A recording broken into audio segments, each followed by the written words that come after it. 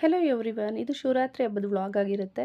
ಇನ್ನು ಇವತ್ತು ಅಡುಗೆ ಮಾಡೋದೇನು ಇರಲಿಲ್ವಲ್ಲ, ಹಾಗಾಗಿ ಪೂಜೆ ಎಲ್ಲ ಬೇಗನೆ ಮುಗ್ದಿತ್ತು. ಎಲ್ಲ ಹಬ್ಬಗಳಲ್ಲಿ ಏನಾದರೂ ವೆರೈಟೀಸ್ ಮಾಡಲೇಬೇಕಾಗುತ್ತೆ. ಕಿಚನಲ್ಲಿ ನಮ್ಮ ಹೆಣ್ಮಕ್ಳಿಗೆ ಟೈಮ್ ಆಗೋಗುತ್ತೆ. ಅಂಥದ್ರಲ್ಲಿ ಶಿವರಾತ್ರಿ ಹಬ್ಬದ ದಿವಸ ಆದರೂ ಬೇಗ ಪೂಜೆ ಮಾಡೋಣ ಅಂದ್ಬಿಟ್ಟು ಆದ್ರೂ 9 ಗಂಟೆ ಆಗೇ ಹೋಯ್ತು. ಇನ್ನು ಪೂಜೆ ಮಾಡಿ ದೇವ್ರ ನೈವೇದ್ಯಕ್ಕೆ ಏನಿಟ್ಟಿದೆ ಅಂದರೆ ಬರೀ ಬಾಳೆಹಣ್ಣು.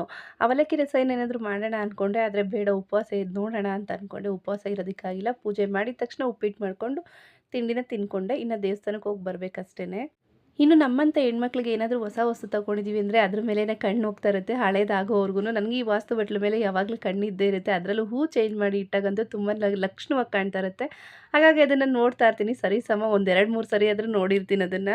ಇನ್ನು ಬೆಳಗ್ಗೆಯಿಂದ ದೇವಸ್ಥಾನಕ್ಕೆ ಎಲ್ಲೂ ಹೋಗಿರಲಿಲ್ಲ. ಸಂಜೆ ಹೋಗೋಣ ಅಂತ ಹೇಳ್ಬಿಟ್ಟು ಸುಮ್ಮನೆ ಇದ್ವಿ. 7 ಗಂಟೆ ಹಂಗೆ ನಾವು ದೇವಸ್ಥಾನಕ್ಕೆ ಹೋದ್ವಿ. ಇಲ್ಲಿ ಚೌಡೇಶ್ವರಿ ದೇವಿಗೆ ಅಲಂಕಾರ ನೋಡ್ಬೋದು ಎಷ್ಟು ಚೆನ್ನಾಗಿತ್ತು ಅಂತ ಹೇಳ್ಬಿಟ್ಟು ನಾನು ರೀಲ್ಸ್‌ಗೆ ಅಂತೇಳಿ ಒಂದು ವೀಡಿಯೋನ ಝೂಮ್ ಹಾಕಿ ನಾನು ವೀಡಿಯೋಸ್ನ ಮಾಡ್ಕೊಳ್ತಿದ್ದೆ. ವೀಡಿಯೋ ಮಾತ್ರ ತುಂಬಾ ಚೆನ್ನಾಗಿ ಬಂದಿದೆ. ಆ್ಯಂಡ್ ನನ್ನ ವೀಡಿಯೋಸ್ ಯಾರಿಗೆಲ್ಲ ಇಷ್ಟ ಆಗುತ್ತೆ ಪ್ಲೀಸ್ ಸಬ್ಸ್ಕ್ರೈಬ್ ಮಾಡ್ಕೊಂಡು ಫಾಲೋ ಮಾಡಿ.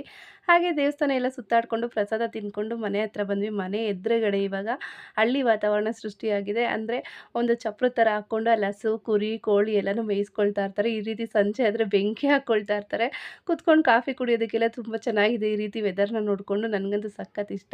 ಯಾಕೆಂದರೆ ನಾವು ಹುಟ್ಟಿದ್ದು ಹಳ್ಳಿಯಲ್ಲೇ, ನಾವು ಜೀವನ ನಡೆಸಿದ್ದು ಹಳ್ಳಿಯಲ್ಲೇ. ಇವಾಗ ತಾನೇ ನಾವು ಸಿಟಿಗೆ ಬಂದಿದ್ವಿ. ಆದರೆ ಈ ವಾತಾವರಣನೇ ಎಷ್ಟೋ ಒಂಥರ ಮಜಾ ಕೊಡುತ್ತೆ. ಸಿಟಿ ಜೀವನಕ್ಕಿಂತ ಹಳ್ಳಿ ಜೀವನ ತುಂಬಾ ಇಷ್ಟ ಆಗುತ್ತೆ. ಗಸಗಸೆ ಮರ ಇದೆ ಅಲ್ಲಿ ನೋಡ್ಬೋದು. ಗಾಳಿ ಎಷ್ಟು ಚೆನ್ನಾಗಿ ಆ ಎಲೆಗಳೆಲ್ಲ ಆಡ್ತಾ ಇದೆ ಅಂತ ಹೇಳ್ಬಿಟ್ಟು. ಚಿಕ್ಕವರಿದ್ದಾಗ ಹಳ್ಳಿ ಜೀವನ ಇಷ್ಟ ಆಗಲ್ಲ.